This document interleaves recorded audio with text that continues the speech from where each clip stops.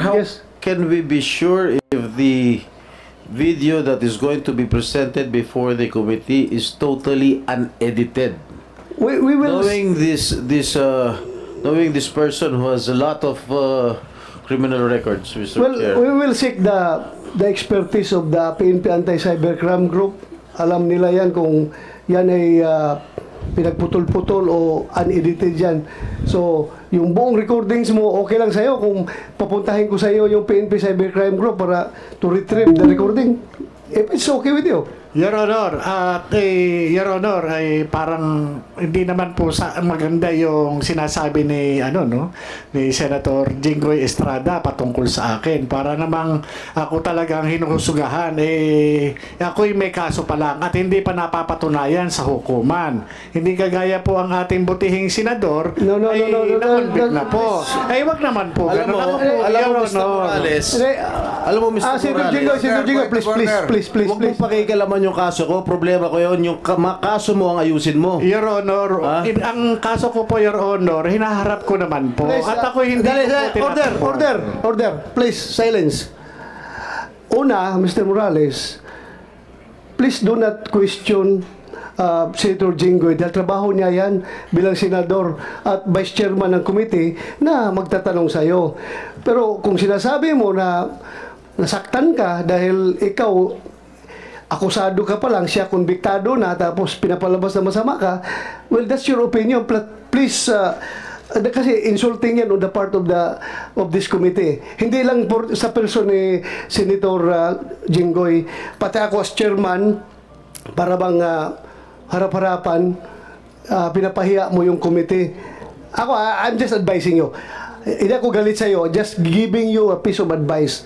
Si Senator Jinggoy ay nagpe-perform ng kanyang mandato as vice chairman of this committee. Kaya expect mo lang rin na magalit siya kung sinabihan mong ganon. And we expect also na yung opinion mo na ganon. Pero sana huwag tayo humantong sa personalan dito, ha. Mawawala tayo sa ating objective. Okay? Yes, Sir Honor. Patawarin niyo po ako at nabigla lang po refrain from doing those personal Mr. Chair, may we ask that the said statements be expunged from the records of this committee? So, any objection? Hearing none. Comsec, as ordered by the chair, you expunge those statements from the record of these proceedings. So ordered. Mr. Morales, Yes, Your Honor. nakita ko sa isang interview mo na sinabi mo na ako raw ay hindi marunong mag-imbestiga. Am I correct? Yes, Your Honor. Yun po opinion ko bilang investigador dahil inaasahan ko po inimbita po ako rito as resource person. Alright. At mistula ako naituring na akusado. I will have to respect your opinion, but my track record in investigating here in all public hearings will attest to it. Okay? Now, the second question. Sinabi mo sa isang interview na sayang ang binabayad ng taong bayan sa akin. Yun po yung opinion ko, Your Honor. Dahil doon sa nakikita kong takbo ng... Bakit sayang ang bayad? Your Honor. Dahil ako, ginagawa ko, tinutupad ko ang aking sinumpaan tungkulin bilang inyong senador at kine-question mo ba ang 15 milyong Pilipino na bumoto sa akin? Dahil sinabi mo, sayang ang binabayad nila sa akin. Your Honor, yun po yung opinion ko, gawa ng ako po ay isang investigador. Ang investigador po, nag-extract po na information, nag-elicit po na information upang makuha mismo yung yung ninanais doon sa subject matter.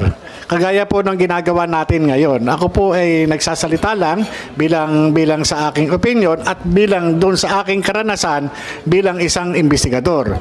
Kapag ako po ay kaharap ng isang iniimbestigahan, sinisikap ko po na makuha ko yung sustansya na kinakailangan patungkol po dun sa hinahangad kong resulta. Ako po, hindi po kailanman na namemersonal o kumakaladkad o naghuhusga sa pagkatao ng kahit na sino, lalo na yung mga naimbestigahan ko talagang mga kriminal. Yan ang opinion mo. Ito naman opinion ko. Okay. Meron akong kopya ng desisyon ng Civil Service Commission affirming the decision of PIDEA Director General Arturo Cacdac, finding you guilty of dishonesty, grave misconduct, and conduct prejudicial to the best interest of the service.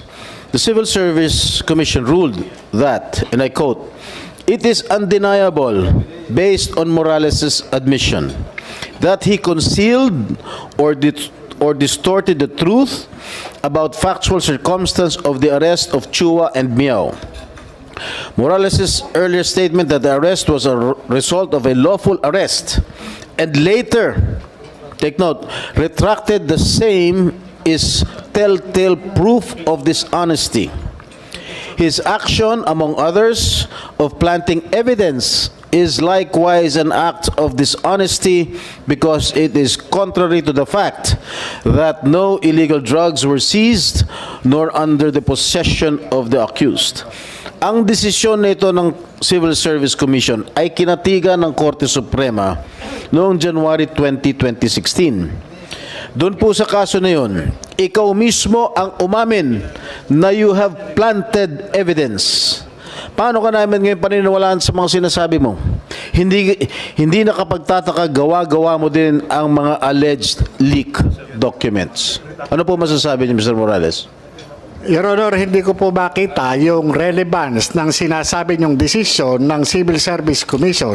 Ang pinag-uusapan po natin dito, Your Honor, ay yung... Wait. I am testing your credibility, Mr. Morales. All right? You have string of cases filed against you, and one of these that I am mentioning right now is the decision of the Civil Service Commission, which was affirmed by the Supreme Court. All right? Your Honor, yung pong desisyon ng Civil Service na sinasabi nyo ay walang kaugnayan sa pinag-uusapan natin dito.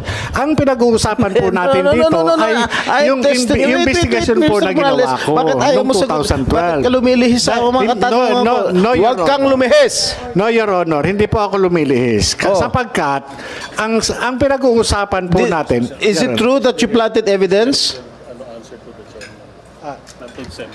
Yes, Mr. Yeah, I just would like to remind you that you address your questions and everything to this chairman para hindi kayo magkapersonalan.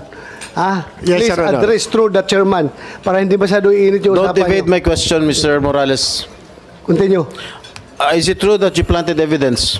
But according to the Civil Service Commission decision, and it was affirmed by the Supreme Court that you planted evidence. No, Your Honor.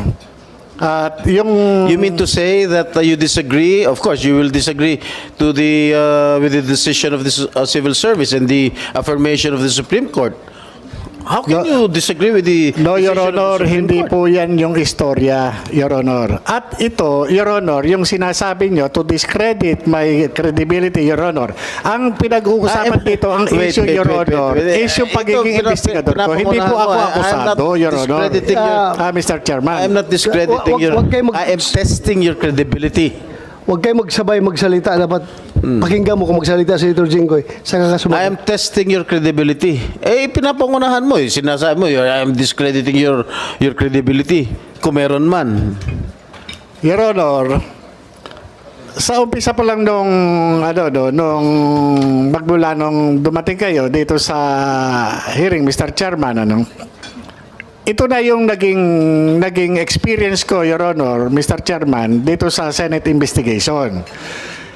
Ang ipinunta ko po rito is resource person po ako para dito sa PIDEA Leaks. Dahil ang pinag-uusapan po dito ay yung paglabas ng dokumento dun sa PIDEA. At ako po, Your Honor, investigador lang po ako. Hindi ako akusado, Mr. Chairman, para itest yung aking credibility. Nakapako lamang po ang aking kaalaman patungkol po doon sa ipinalabas ng vlogger na si Maharlika, patungkol po dito doon sa mga confidential documents, yung classified documents. Doon lang po ako. Ngayon, kung ang butihing senador, Your Honor, ay ang gagawin sa akin ay atakihin ang aking personalidad, wala pong kinalaman ito doon sa mga classified documents na ginawa noong 2012. Ang tanging participation ko lamang po at nalalaman ay yun lamang po nangyari ng 2012 matapos na pumunta yung confidential informant sa Intelligence and Investigation Service. Ngayon, kung ito dinadanas ko ngayon na talagang sinisira yung aking pagkatao, hindi kaya ito ay may kinalaman doon sa ngayon presidente ng Pilipinas na naroon mismo doon sa dokumento na nagkataon na ako ay nag-imbestiga Mr. noong Chair. 2012. Mr. Chair, Yes, go ahead, ang Senator Jinggoy. sinasabi nitong resource person natin na dinidiscredit ko yung kanyang credibilidad. I am just reading all his cases filed against him. Okay? Inuulit ko lang. Okay? Eh, pinapangunahan mo kaagad ako. Sinasabi mo, didiscredit ko agad yung credibilidad mo. All right now. Yung sinasabi mong nawawalan dokumento, wala ka, tinanong kita last hearing, where are these documents? Sinasabi mo wala. Tinanong pa kita kung sino yung confidential informant mo, sinasabi mong hindi mo kilala. Anong klase kang resource person? Wala kang mga ebidensya. Oh, Your Honor. ikaw ba paniniwalaan ka namin dito? Your Honor, Mr. Ganyan Chairman. ang mga sinasagot mo. Your Honor, Mr. Chairman. The classified documents na piniresinta po ng vlogger na si Maharlika na napasa kamay nitong committee na ito po yung personal ko na under oath po in-identify ko. Itong mga dokumento na ipinakita noon ni Senator Bato de la Rosa, ito po yung nagtataglay ng aking pangalan at pirma.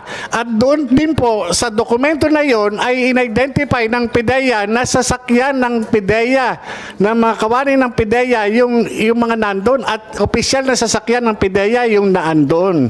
Your Honor, yung mismong dokumento nagpapatunay. Yun po ay galing ng PIDEA. Kaya nga po nagulat ako nung lumabas po yun eh. Tinanong natin ang PIDEA kung galing sa PIDEA. Ano sagot na, meron bang PIDEA rito? General Lasso. Yes, si Mr. Lasso. Tinanong I asked you during the last hearing if there is such an existing document. And what was your answer, Mr. Lasso? Your Honor, there are no such Oh, documents in PIDEA. Oh, sino nagsisinungal? Sino nagsisinungaling? Di ba ikaw? Your Honor, hindi po ako sinungaling. Eh ano ka? Nagsasabi Liar. lang po ako ng totoo. You are a congenital liar. Base po doon sa aking personal na kaalaman noong 2012 bilang isang investigador. Senator Jinggoy, if I may. Your Honor. I have already made my peace about that particular document. Sabi ko, naniniwala ako sa PIDEA na wala yan sa kanilang files dahil wala talaga yan doon. Niwala ko. Pero ako ay naniniwala na yung papel na yan ay totoo. Based on my previous explanation. Andyan ng papel na yan. Ang tanong lang kung sino may hawak. Ako naniniwala ko. Based on everything that I have examined, nandyan yung papel na yan. Hindi lang alam kung sino may hawak ng papel na yan ngayon. Where is that alleged document? Where is Kasi ang nandito ngayon is photocopy? soft copy. Soft copy lang. Soft copy na. So that is not pinapakalat. authentic, Mr. Chair. Ha? That is not authentic. Well, if we define authenticity as to the material, yung hard copy, then maybe masabi natin hindi authentic. Pero ano bang ibang word for that authentic na makapagsabi na yung isang soft copy ay totoo, which ako mismo rule na talagang totoo yan as far as I'm concerned. Andyan yan, pero soft copy nga lang andyan. Existing document yan na hindi makita ngayon. Hindi yan gawa-gawa lang. Okay, Mr. Chair, can we administer the oath on retired General Santiago, please? Will the CONSEC administer the oath? Comsec.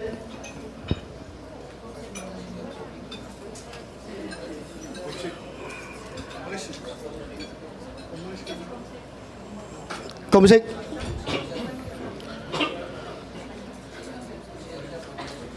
Sige lang, habang hindi pa na-administer si General Santiago, ito Morales, makinig ka. Yes, Mr. Chairman. Ulitin ko for the last time, Yes, Your Honor. hindi mo talaga maalala yung confidential informant mo? Your Honor, pareho po tayong pulis. At napaka-importante po sa atin yung mga information galing po sa mga informer. Itong mga informer po, kapag lumalapit sa atin, ito yung karamihan po ng mga pinagmumulan natin ng trabaho. At kapag Ulitin ko yung question, ay dagdagan ko yung question. Hindi kaya ayaw mo lang sabihin yung identity dahil nga meron tayong code of conduct between handlers and the confidential informants na kahit ano mangyari, walang laglagan dahil buhay ko ang nakataya. Hindi mo ba yan, hindi ba yan ang nasa isip mo? Gano'n na nga po, Your I'm Honor. not feeding, I'm not feeding, pero ako bilang operative, hindi ko talaga ilalaglag, pero ikaw, ewan ko, bakit, so confirm mo na ayaw mong sabihin, alam mo. Gano'n na nga po, Your Honor. Oh, so, Mr. Chair, ganun Kasi pala. makanganib, hindi po kakayanin ng konsensya ko, Your Honor. Kapag kami nangyaring masama doon sa confidential informant. So ganito ngayon, at stake yung credibility mo, kredibilidad mo. Dahil you are testifying before this committee. Bakit hindi mo pa sabihin yung pangalan ng informant na yan? Otherwise, dudurugin at dudurugin ka talaga sa tao na masisira yung credibilidad mo dahil nga hindi mo masabi ang Your Honor. informant mo. Parang out of thin air, lumabas yan dahil wala kang informant na matuturo. Your Honor. Mr. Chair, if I may first. Yes, Mr. go ahead, Senator Jinggoy. Maliwanag na maliwanag po, Mr. Chair, na itong ating resource person ay nagsisinungaling. Bakit? Unang tinanong ko sa kanya nung nakarang hearing kung sino yung confidential informant niya, ang sagot po niya sa akin o sa atin, hindi niya kilala. Ngayon po, nung tinanong nyo siya, meron daw, pero baka masabit. Tama po ba ako? So, ibig sabihin, meron siyang confidential informant na ayaw niyang pangalanan. Ngunit nung nakarang hearing, sinabi niya sa atin lahat na hindi niya kilala. Dito talaga napakasinungaling nitong taong ito. Your Honor, Mr. Chairman, pwede sa Yeah. pa. Wala po akong sinabing hindi kilala. Hindi po matandaan. O hindi mo Hindi po iba po yung hindi kilala kaysa doon sa hindi matandaan. Your Honor, ito po, mahigit isang dekada na po itong kaso na to, itong pagkakaimbestiga ko. At itong confidential informant na nagtiwala ng information na nagdala ng mga litrato na nagtataglay na mga personalidad na gumagamit ng ipinagbabawal na gamot. Base sa kanyang revelation, ito po lahat ay na-reduce doon sa kanyang deposition. Kaya nga, okay na yan. Pabalik-balik na natin narinig yan. Pabalik-balik na. Ang atin lang is, sino yung informant? Ako, kung ako nasa shoes mo, if I were in your shoes, na ganito na ako ngayon, na naiipit ako, well, talagang sasabihin ko kung sino yung informant ko. Kung alam ko kung sino yung informant. Your Honor, kung natatandaan ko man, yung pangalan niya, hindi ko pa rin po talaga ipagkakaloob dahil po hindi kakayanin ng aking konsensya kapag may mangyari sa kanya. Your Honor. Well, I can give you the assurance that the Senate will protect him or her, kung sino man siya. Sige, huwag kang mag-alala. Sabihin mo, we will protect her. Hindi siya mapapaano. Sabihin mo lang pangalan. Your Honor, classic example na nga po yung ginagawa sa akin. Ako'y investigador lamang doon sa kaso. Hindi po ako akusado. Ngayon po ako po'y nakakaranas ng talagang sa aking pagkatao. Yung pakayang confidential informant.